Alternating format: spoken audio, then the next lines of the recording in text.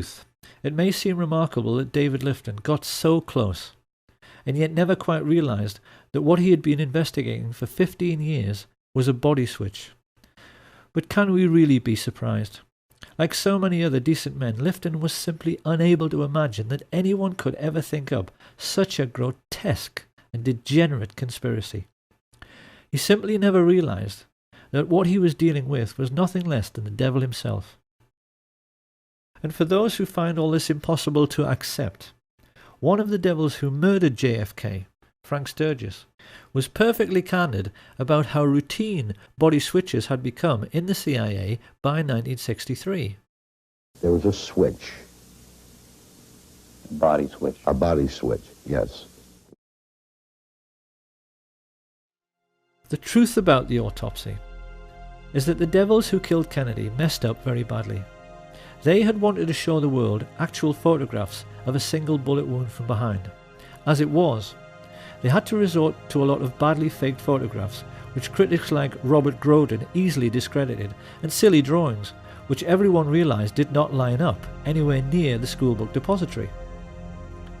With the autopsy over, Mrs. Kennedy and the President's brother were shown the body prepared for burial. Not surprisingly, they were wholly unconvinced by Liggett's attempts to make a Dallas police officer look like the President of the United States. Witnesses there at the time said Bobby scoffed and said, "It doesn't look anything like him," while Mrs. Kennedy became adamant. "It isn't Jack," she declared.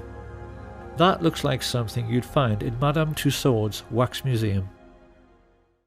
Many people have studied this alleged picture of the President's remains and wondered how it could possibly be John F. Kennedy when the Zapruder film clearly shows this right temple area being blown apart by the impact of the frangible bullet. The simple answer is that this is not JFK. It's the corpse of Officer J.D. Tibbett, surgically altered to look like the President. On arriving home, Liggett was informed the plot was in serious trouble. His wife Lois told how he staggered in the door, unkempt, dishevelled, and quite obviously exhausted, which was very out of character for a man who took pride in always being neat, tidy, and organised. It was about 24 hours before I heard from him. He came home and he walked in the door, and when I saw him, he physically looked like he had really been through a very traumatic experience. His clothes were disarrayed, and that was so out of character for him. And he said, "We're going to get out of town for a while until all of this blows over." And that was a quote, because I thought, well, what blows over? Minutes later, they were speeding down the highway towards Corpus Christi, utterly bewildered as to what on earth was going on. Chain-smoking at the wheel, Liggett was looking increasingly nervous. It wasn't just that his botched reconstruction had failed to convince and would lead to courtroom testimony of bullets doing U-turns inside the President's head. The problem was that the patsy was still alive. Deputy Sheriff Roger Craig told investigators it was plain to him that Lee Harvey Oswald was not meant to survive his arrest procedure. He said that when he arrived at the Texas Theater, a group of his fellow officers were waiting at the rear, guns drawn, and that it was quite obvious that Oswald was meant to make a break out the back door where he would run into a hail of gunfire. However, Oswald himself was an intelligence agent, and once he realized he had been chosen as the fall guy, he briefly prolonged his existence by loudly yelling so that all the witnesses present could hear, "I am not resisting arrest. I am not resisting arrest." This is why Liggett, like all the others involved in the plot, was shaking in his boots on November 23rd. They were all aware that a sharp lawyer could get Oswald released simply by discovering that the chain of evidence had been broken in relation to Kennedy's remains. Once free to talk, and with intimate knowledge of the major players in the assassination plot, he could have gotten the heads of the FBI and CIA, all the military chiefs of staff, the mafia chieftains, and the Dallas oil men all thrown in jail together for murder. Many people have wondered how the plotters could be so unbelievably dumb and so unbelievably obvious as to have Oswald murdered live on national television. The simple truth was that they had absolutely no choice. Their botched assassination attempt had proved that they were not as smart as they thought they were. The actual shooting had gone very badly. Most of the shots had missed. They'd had to botch the autopsy, and now they were having to botch the silencing of the patsy. Lois Liggett recalled that the moment Ruby fired, the atmosphere in their motel room evaporated. The minute he saw that, he looked at me and said, "Everything's okay now," and you could just see his face. He was like all the pressure had been taken off of him. All of a sudden he was like, sigh of relief, let's go, we can go home now. It was basically, pack your things, come on, we're leaving, now we can go. The family turned around and went straight back home to discover that Mr. Liggett now enjoyed a new vocation. It appeared he had suddenly come into millions, which bought his family a big new house and himself a new lifestyle, which included many wild poker parties at which, among others, he hosted David Ferrie. This was not Lois Liggett's scene. She divorced him, heard that not long afterwards he was arrested for murder, and then shot dead while trying to escape. But this was not the end of Liggett's story. His new wife told Lois that the man she buried could not have been John Melvin Liggett, because the corpse she was shown had a moustache and he couldn't grow one. Then many years later, Lois Liggett actually saw her deceased ex-husband in a casino while on a trip to Las Vegas. Quite clearly, this man had been the beneficiary of yet another CIA body switch. And to this day, doubts remain as to the true fate of Jack Ruby, Lee Oswald, John Liggett, and the president himself. Many researchers now believe the plotters may have kept Kennedy's remains as a souvenir and buried J.D. Tibbett in Arlington Cemetery.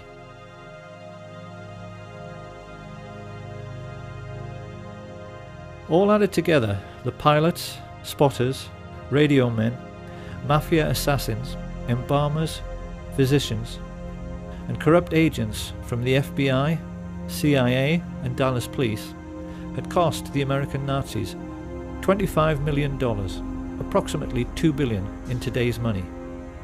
But they could afford it.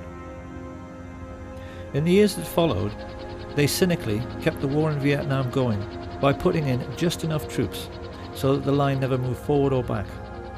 And while the American fat cats grew fatter on military-industrial contracts, their mafia friends used the CIA's complete immunity to smuggle trillions of dollars worth of cocaine and heroin around the world.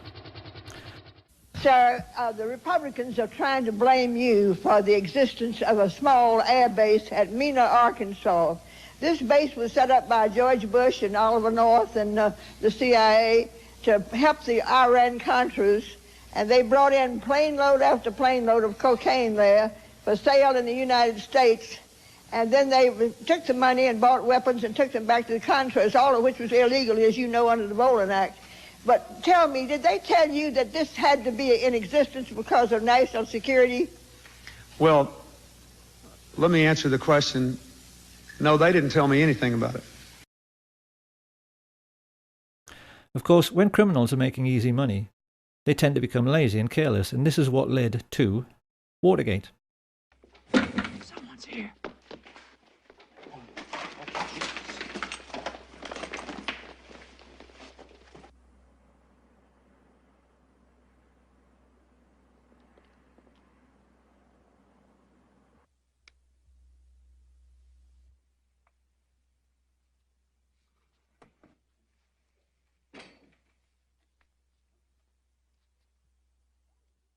Hold it, you must hold! Police! Put your hands up!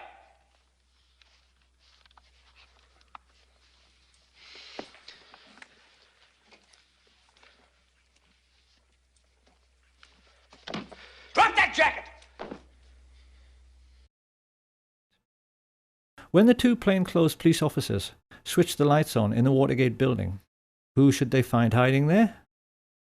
Frank Sturgis and Bernard Barker, who were working for E. Howard Hunt, exactly the same people who had murdered President Kennedy 9 years earlier. Sturgis even told the San Francisco Chronicle that the true reason for their burglary of the Watergate offices was to retrieve compromising pictures of CIA men in Dealey Plaza, which the Democrats were going to have published. Of course, somebody had to take a fall for conducting such a woefully sloppy operation, and when Howard Hunt found himself in prison for 33 months, he rather turned against his old friends for making him into the patsy on this occasion.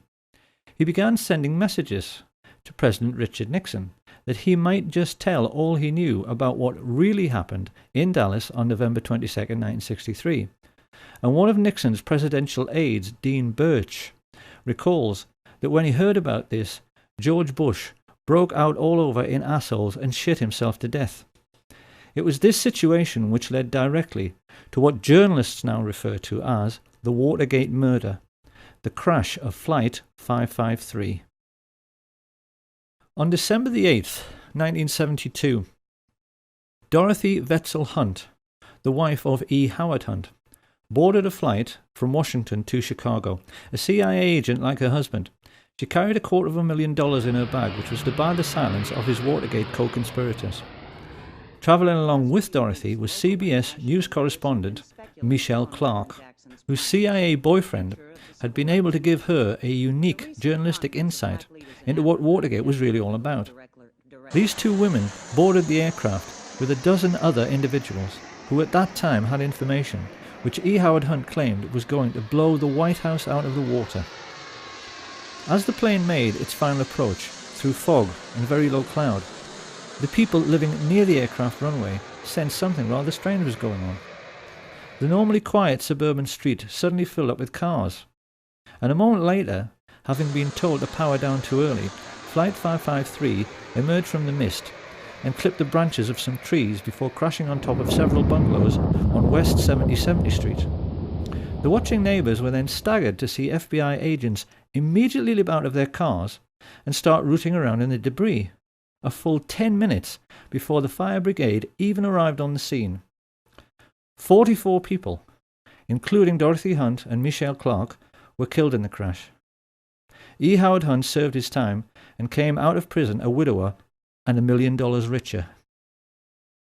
The Nazi shadow government of the United States had faced a blackmail threat and the possibility that their complicity in the murder of President Kennedy might become public knowledge. Their response was to bring down a civilian airliner onto a residential district. They covered it up by having FBI agents on the ground seek out and remove all incriminating documents from the dead bodies found in the wreckage.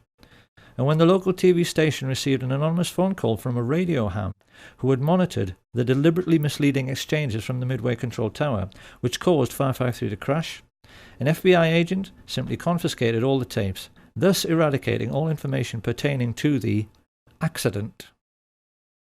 This is how the agents of the US government now behave. They function essentially as a goon squad of mercenaries and murderers, hardly any different to Hitler's Gestapo, and are used as a private intelligence service and as personal hitmen for America's richest families, their only role being to cover up the dirty tricks which the rich people are playing on their fellow countrymen every day. Along with threats and murder, the most important weapon used by this private army of footpads in this ongoing cover-up is disinformation. And it's here that we can now address a question which will probably be bothering the huge numbers of people who have taken an interest in the Kennedy assassination and in the many documentaries produced by assassination researchers over the years. What happened to Badgeman? The answer is very simple. He never existed. He was simply a phantom, created by the CIA's disinformation machine to lay down a trail which led nowhere. So now another question appears. If this is so, why have so many people spent a quarter of a century trying to discover his identity? By examining this question, it is now possible to reveal the extraordinary lengths America's rulers have gone to in order to hide the truth about the Kennedy assassination. America's oligarchs grossly underestimated the courage and skill of those who tried to uncover the truth about the Kennedy killing, none more so than the brilliant and tenacious Mark Lane. By the mid-1960s, his film Rush to Judgment had left the country in no doubt that they had been multiple gunmen acting together in some sort of conspiracy. Once he had proved this beyond any doubt, the only question remaining was, how big was the conspiracy? So it came as no surprise when polls started showing that 9 out of 10 Americans believed it had to be the CIA. This internal memorandum reveals just how nervous the agency was about this development. It spells out in no uncertain terms the concern spreading in the corridors of power, and the urgent need to rectify this situation through the use of assets in the media. This great image problem led America's Nazis into initiating Operation Mockingbird, an ongoing policy of using the colossal wealth they were now amassing from drugs and weapons sales to buy up as many TV and film companies, newspapers, and local and national radio stations as they could lay their hands on, to the point where by the 1970s they were proudly boasting that everyone of any significance in the media is CIA. Do you have any people being paid by the CIA who are contributing to a major circulation American journal? We do have people who submit pieces to American journals. Do you have any people paid by the CIA who are working for television networks? This, I think, gets into the kind of getting into the details, Mr. Chairman, that I'd like to get into in executive session. Virtually every well-known journalist, newspaper editor, and television presenter became a secret CIA agent, as did many entertainers and film stars. The question now was how best to use trusted public figures like Walter Cronkite. And this was how the first investigative documentaries about the Kennedy assassination came to be made. It will come as a terrific shock to those who have sought truth and solace in these many films, feature articles, and TV specials, to learn that every last one of them, including Oliver Stone's JFK, was actually produced by the CIA.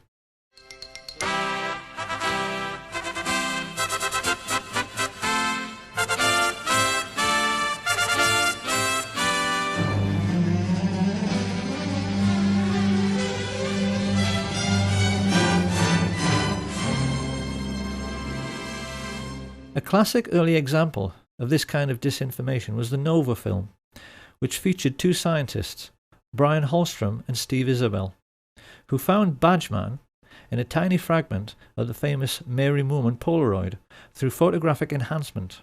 But when investigators took the trouble to actually measure the size of these three figures, it became obvious that they were so tiny they were too small to even be children.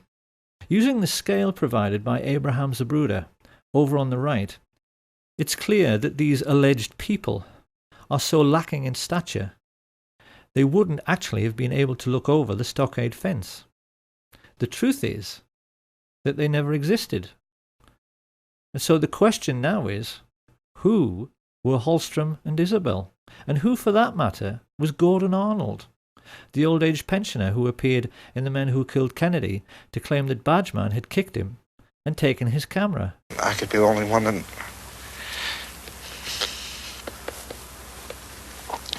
saw the man. The answer is that they were all professional actors, because this is how the devil operates.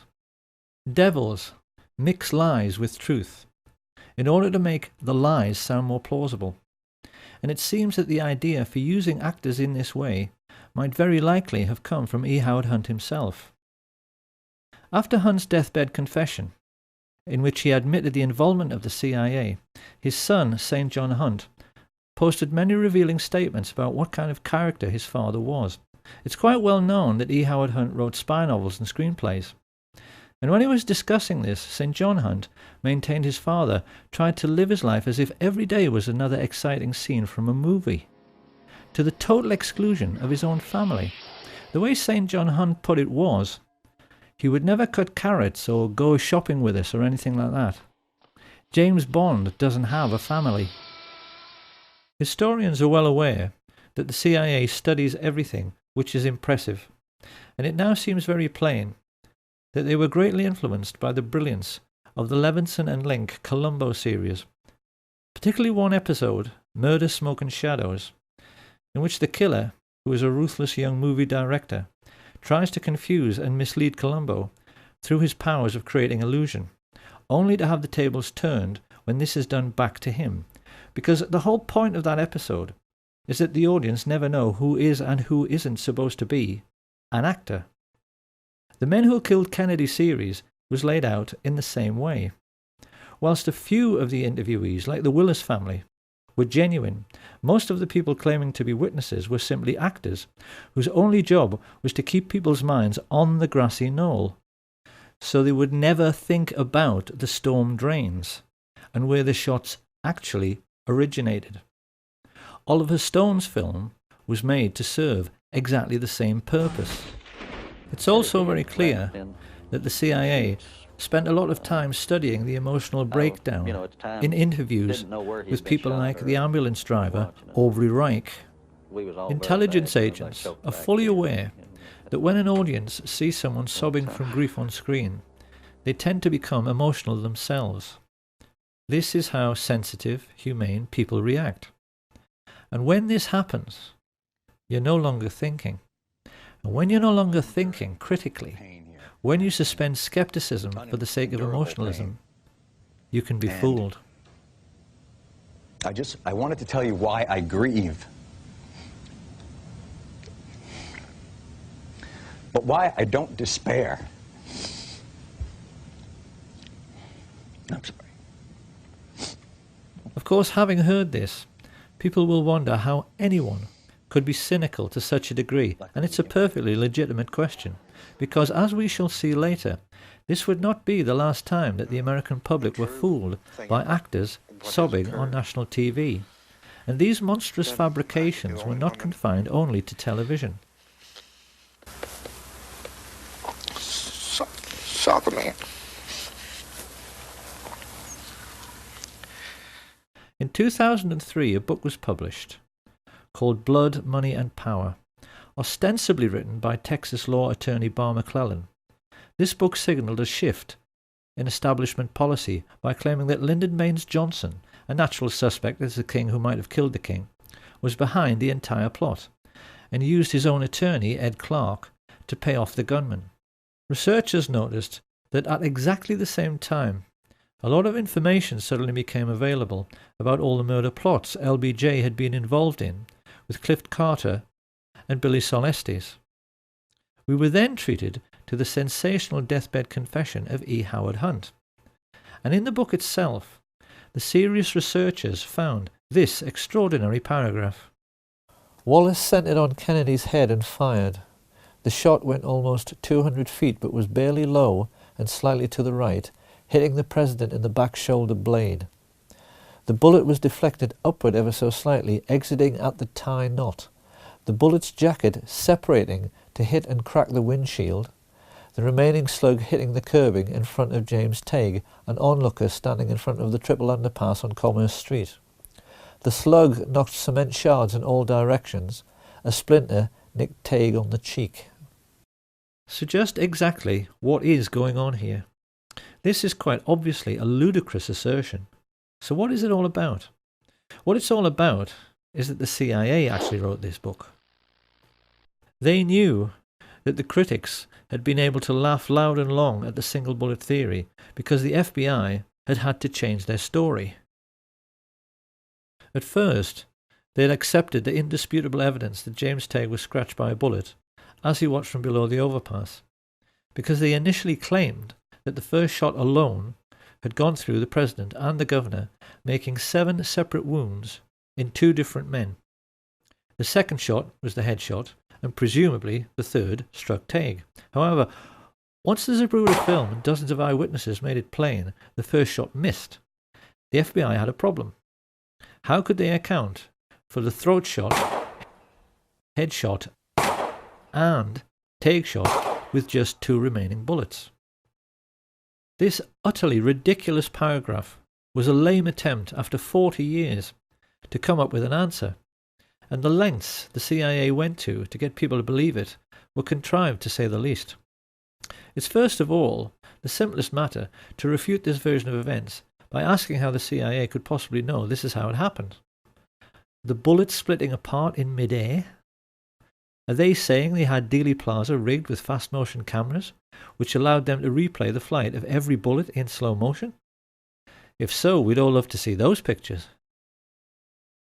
And even more to this, Barr McClellan's interview became the linchpin in the final episode of The Men Who Killed Kennedy, which was then banned from public broadcasting after a lawsuit was allegedly brought against the History Channel by former Presidents Carter and Ford and their friends Jack Valenti, Bill Moyers and Lady Bird Johnson. Of course, this was just more disinformation. What the plotters hoped to achieve was that by getting the series banned, but making it available on the internet, the seekers after truth would be duped into thinking it must be true, precisely because it had been banned from mainstream media. It's a double bluff. It is quite possible, after all of this ludicrous skullduggery, that even the CIA themselves couldn't remember what purpose it was all supposed to serve. But the general idea was that the public was supposed to swallow the notion that Lyndon Baines Johnson was the primary culprit in this entire affair, because he's dead and can't speak for himself. It is absolute nonsense to suggest any such thing. Lyndon Baines Johnson was, like Hitler and Richard Nixon, a mere puppet of the oil men and the merchant bankers and military industrialists, something he finally admitted to. I can't honestly say that I've ever been completely relieved of the fact that there might have been international connections. You mean you still feel that there might have been? Well, I have not completely discounted. The notion that he was the criminal mastermind behind the Kennedy assassination is simply another disinformation falsehood dreamed up by the CIA. He was most definitely involved in the plot and offered up his personal hitman, Mac Wallace, to be part of it, but the men who actually masterminded the plot were Alan Dulles and David Atlee Phillips, with George Bush being the most important figure in the actual execution of the plan, and even they, in the end, proved themselves to be just as crude and obvious as anyone else in the way they took care of anyone who might incriminate them. On the 22nd of February 1967, Eladio Del Valle and David Ferrie were both murdered within minutes of each other, when it seemed they might give information to the Jim Garrison investigation. Charles Boyd Harrelson and Milwaukee Phil Aldericio suffered convenient early deaths in jail, and having been ordered to testify before the House Select Committee on Assassinations, both Charles Nicoletti and George de Mohrenschildt were shot dead at the same time on the 29th of March 1977. Having been scheduled to testify before the same committee, Johnny Roselli met a similar fate. His body was found floating in an oil drum in Dumbfounding Bay, Miami, just after Malcolm Wallace was murdered in exactly the same way as Lee Bowers. On a stretch of empty American highway, his car was forced off the road, then CIA agents smashed his head into the steering wheel until he died, to make it appear like a single-car accident. Not long afterwards, Sam Giancana was shot in the back of the head while cooking sausages, and his spy inside the Chicago police force, Richard Kane, was blasted to death with a sawn-off shotgun in Rose's Sandwich Shop on the 19th of December, 1973. Absolute proof that George H.W. Bush was the most important figure behind these grisly murders and the Kennedy assassination surfaced quite recently in a declassified FBI memo which revealed he was working for the CIA in 1963 and not from 77 onwards, as he'd always claimed. He had been a lifelong friend of George de Mohrenschildt, who had actually begged him for help when he realized the CIA were trying to kill him. It was therefore rather ironic that when the police checked de Mohrenschildt's wallet, they found an address card, which gave them a direct lead straight to the guilty party had they but chosen to follow it up. It said George Poppy Bush, his CIA code name, Zapata Petroleum, Midland, Texas.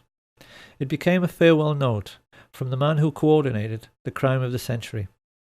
a man whose father, Prescott Bush, had created the CIA in the first place, along with his friends some 30 years before, purely in order to take care of their own business interests. They arrogantly believed they were more intelligent than anyone. But in the end, the means the George Bush-led CIA chose to silence all the major underworld figures who might incriminate them proved to be every bit as crude and obvious as Ruby's killing of Oswald on television. The whole point of George Bush and his Central Intelligence Agency was that they were supposed to be intelligent, and yet in the end they couldn't even fool little old ladies. And who is going to inhibit them? The gangsters that are running this country is going to inhibit somebody. All institutions of the American government are essentially a gangster syndicate, and everybody knows this. So perhaps it's time now to ask what we have learned and how best we can use this new understanding about the West's secret history to evaluate what is really going on in our world right now. To begin with, let's answer a couple of questions which have perplexed many people over the years. A great many researchers and historians have wondered why the Kennedy family themselves almost seem to be aiding and abetting the cover-up by choosing to be so quiet about the assassination itself. After the revelations of Chuck Giancana, there now seems little doubt that this is because they know a full disclosure of Joe Kennedy's dirty political dealings with the mafia would likely leave the Kennedy name in a very tarnished state. Up until now, history has tended to give the Kennedy patriarch a distinguished and squeaky clean image which went along with his appointment as the American ambassador to Britain. Like most things about the ruling class, this image is false, because it's clear that Joe Kennedy was every bit as big a crook as his business associate, Sam Giancana. However, it also seems necessary now to revise the entire history of the Kennedy brothers. The reputation of Edward Kennedy never recovered from the Chappaquiddick incident, in which Mary Jo Kopechne lost her life when she drowned in his overturned car when he allegedly drove off this unlit bridge whilst under the influence. At the time, the public believed this was a married man misbehaving, but it's come to light recently that our old friends Frank Sturgis and E. Howard Hunt were seen in the Martha's Vineyard area just prior to the accident. Once again, it's the same dirty people pulling the same dirty tricks. The media's treatment of this affair destroyed any chance Edward Kennedy might have had of becoming president, and we do now have to wonder if this was yet another example of the CIA controlling public opinion. To the same end, it is also now clear why such venerable institutions as the BBC and other prominent European broadcasters have assisted in the cover-up. They always knew the Kennedy assassination was a can of worms, and that if the whole truth in the story were pursued vigorously, it would lead right back to the gates of Auschwitz and the obscene profits which Europe's royalty and heads of state made from their investments in slave labour. This is a brutal truth which the West must now confront, and an equally brutal problem the United States must now face is the question of what has happened to the US military in the intervening years since it murdered its own commander-in-chief. The answer is that America's armed forces are now completely controlled by the American mafia. The mob don't even need hitmen anymore. They use United States Marines as assassins. They are, as Sam Giancana said, one organization who keep a low profile while they control the world as a business. And in an effort to prove this is so, in 1998, Pastor Rick Strawcutter videotaped a quite remarkable interview with Kay Pollard Griggs, formerly the wife of Colonel George Griggs, who for many years was the head of NATO. He was also an alcoholic of that well-known kind who are shy and unable to communicate when they are sober, but who then cannot stop talking once they have a drink.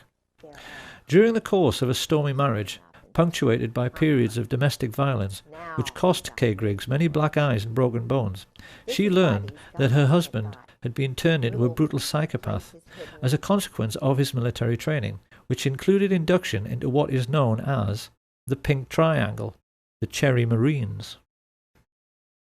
Over the years, far too much has been written about Lee Harvey Oswald. But what is remarkable is that few historians were ever aware that, like most Marines who worked in intelligence, he was homosexually recruited and was part of the same-sex club which included Jack Ruby, George Senator, and David Ferry. Kay Griggs explains that these selection procedures came into the US military when the cream of the death's head sporting Nazi top brass joined the American ranks at the war's end. Ever since then, the Greek and Spartan traditions which Hitler so admired, and which were integral to the German army, have found their way into American military culture and are now manifest in the way that the old skull and bones procedure for identifying and, most importantly, controlling rising stars is now used to select the top brass of the future. In a nutshell, boy soldiers who want to rise in the ranks can only do so by doing favors for the older men. So George Bush, I mean, all these people rise up to the ranks, the same club. Right. No wonder, you know, I saw a little TV clip one time where a reporter was asking George Bush and others about the Order of the Skull and Bones. You were both in Skull and Bones, the secret society. It's so secret we can't talk about it. What does that mean for America? I mean, if this really got out, that these guys are all inducted because they've got some kind of homosexual thing on them. Indoctrination. I mean, or induction. They have to do that. Yeah. They do that. Yeah. Even in a coffin. And it's even now coming into the military totally. The chiefs do that. They put them in the coffin. They do the bowling ball trick. Okay, you're going to explain this. What happens when you get in the coffin? Why do you get in a coffin? Oh, they get... When you get your eagles, that's a German thing. Okay. You know, it's what the German high command did, and most of them, you know, had the boyfriends and stuff, the Krupps and all of that.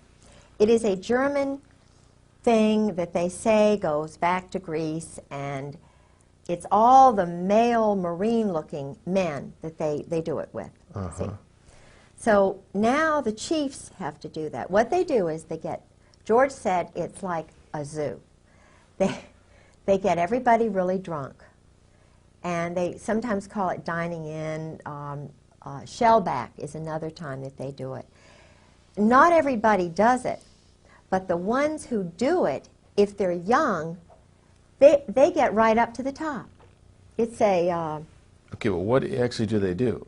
They've got a coffin, they get inside this... Anal sex. Oh, that. They put them in the coffin, and they do things. This is how military recruits are now controlled, and the mafia military exert a similar hold over all career politicians. At some time on the way up, they are manoeuvred into a compromising position, usually through the use of two-way mirrors in a brothel. And once the mafia military have got something on them, the career politicians, judges, senior police officers and media moguls face a stark choice. Either take your payoff, which is usually worth millions of dollars, or go to jail for life for your misdemeanor. It is with these kinds of tactics, first used by Sam Giancana in the 1930s, that what are now known as the 5 mafia families of the New York metropolitan area, the Genovese, Gambino, Lucchese, Colombo and the Bonanno, control all politics in the United States, and through their business arrangements with the 5-star generals and CIA, control all cocaine and heroin trafficking throughout the entire world. After the dust had settled on the Kennedy assassination, Sam Giancana explained to his younger brother that the mob and the CIA had taken care of JFK together because they were essentially two sides of the same coin.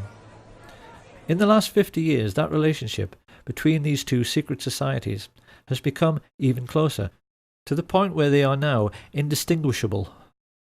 The people who live in the third world are so well aware of what is really going on, they have come to call the CIA the cocaine importing agency.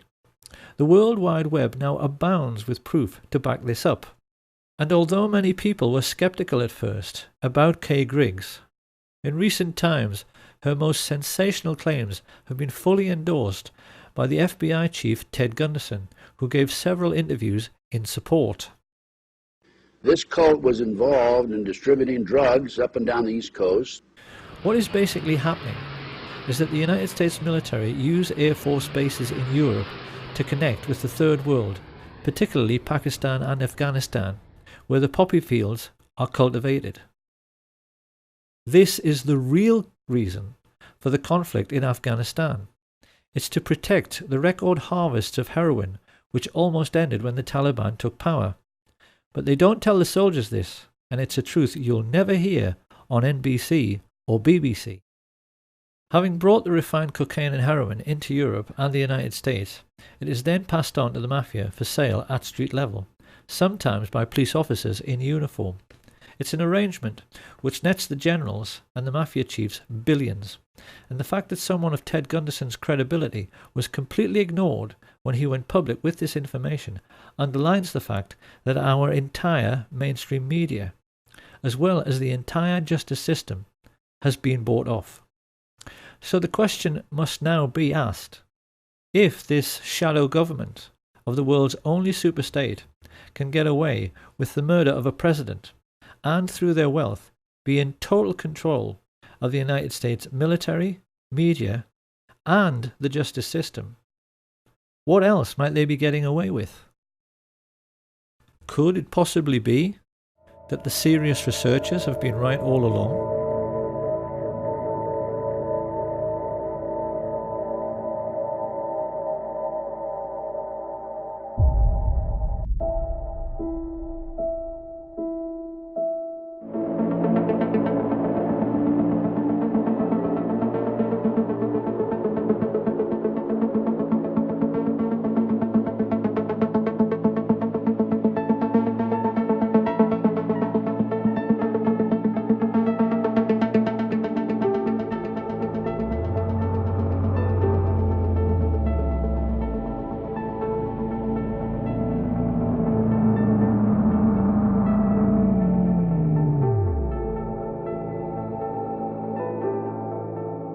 The official report was nonsense because aircraft fuel does not burn at even half the temperature required to melt steel, and that the towers defied the laws of physics by collapsing with perfect uniformity at free fall speed. Buildings in Germany which were bombed over and over again didn't collapse with perfect uniformity down to ground level.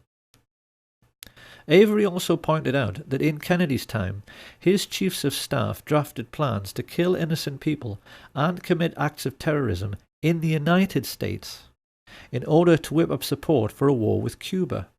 Codenamed Operation Northwoods, these plans included hijacking planes and blowing up ships and landmark buildings in order to stimulate a helpful wave of national indignation which could be used to oust Fidel Castro. And there wasn't anything exceptional in this initiative. Northwoods was an offshoot of the notorious Operation Gladio, a sustained campaign organized by MI6 and the CIA, which perpetrated many bombing atrocities in post-war Europe, which they blamed on what they said were communist terror organizations. A typical example was the horrific bombing of Bologna railway station in 1980. Italians will be appalled to learn this outrage was committed by the Americans and the British.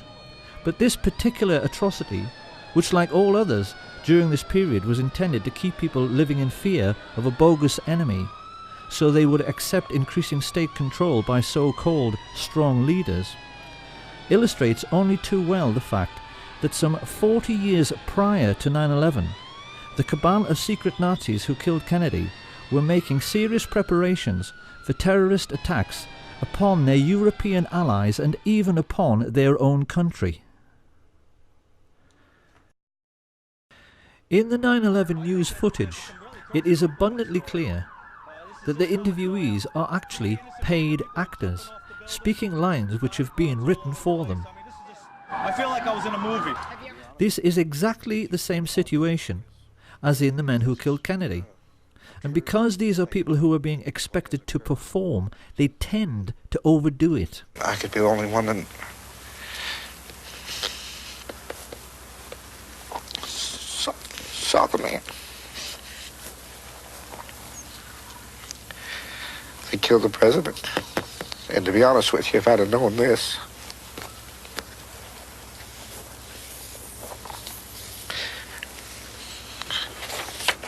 I wouldn't have given any interview.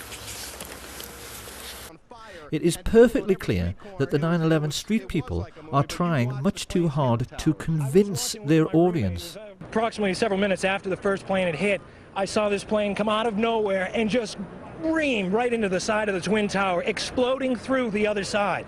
And then I witnessed both towers collapse, one first and then the second, mostly due to structural failure because the fire was just too intense.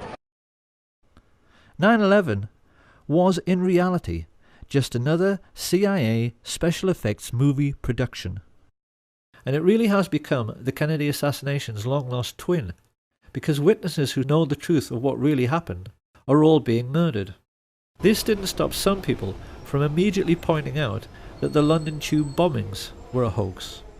The alleged terrorists couldn't have ridden into London on a train which was cancelled. And seasoned researchers are now becoming quite surprised at how sloppy and obvious these alleged terrorist acts are becoming. Any detective would instantly realise the Woolwich terror incident was a joke. We were shown pictures of a supposedly decapitated man lying prone on the street. If that were true, he should be lying in a puddle of his own blood, and the alleged attacker would be soaked in blood all over his front from arterial spray. It is military deception practiced by the rich upon the poor in an ongoing class war. And the most important weapon at their disposal in this class war are television presenters. The BBC has actually become the Ministry of Truth from Orwell's 1984. Everyone working for the BBC today is a whore of the ruling class and a traitor to our way of life, because it is very hard to believe they are all unwitting accomplices in this class war. When we remember that it was some of the BBC's own journalists who revealed that the 9/11 hijackers were all alive, it's hard to accept that their news presenter colleagues haven't figured out the totalitarian nature of what people like Jane Stanley, who reported the collapse of World Trade Center 7 20 minutes before it came down, are really up to. And yet still they go on giving us reassuring smiles while telling lies on behalf of the ruling class. So in order to make us believe we still have an enemy and therefore have to live in fear, the rich had to provide us with a new enemy, and this is why in recent years they've encouraged unstable Islamic people to emigrate to the West. It's to provide us with a ready-made enemy. This is their master plan for this single superstate age. And it's for this reason that they perverted political correctness, to make people believe that anybody who refuses to go along with this new doctrine of multiculturalism is the worst person of all. In the West today, we've become quite used to seeing confrontations between the alleged lunatic fringe of Islam and indigenous white men who are trying to defend their culture from foreign influences. What groups like the EDL do not understand, however, is who is really pulling the strings here? Who is behind this? Who arranged this fight? Because any Roman senator would tell you this is simply the old maxim of divide and rule. The Romans invented this system. They always made sure that every conquered region pushed together tribes who were traditionally hostile to one another. The British copied this method after World War I by redrawing the entire map of the Middle East to make sure that the new boundaries always set one Arab tribe against another, particularly the Kurds. What we see on the streets of Britain and America today is the same thing. The whole idea is that while you're fighting against Muslims and they're fighting against you, no one has the time to stop and think about who actually created this situation and who their real enemy really is. The rulers of the Middle Ages arranged a never-ending religious war between Catholic and Protestant for precisely the same reason. Now, why must we always think we have an enemy? Because the ruling group always maintain their position in society by controlling the population through fear. Think about it. If we don't have an enemy, would the public be prepared to pay for the army? Would we be happy to pay for MI5 so that they can read our emails and put a surveillance camera on every street corner? Big Brother has to have an excuse for watching us all the time. And what they call national security is always the perfect excuse. The moment you make a world at peace, it's gone. The keystone in the arch of ruling class power is gone if we don't have an enemy. So the rich are always going to provide us with an enemy forever. And the lesson we need to learn from all of this is that everything in our lives is and always has been a rich man's trick.